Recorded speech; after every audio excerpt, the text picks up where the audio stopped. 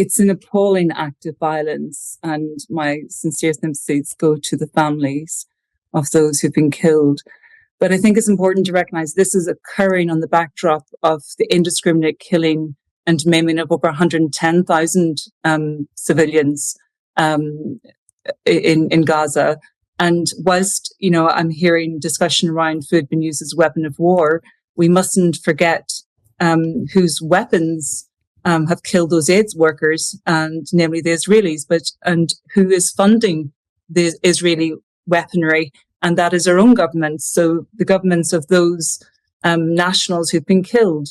And I think in this discussion today in the media around these tragic killings, we mustn't forget that our governments are complicit in this, in their continued supply of arms to Israel.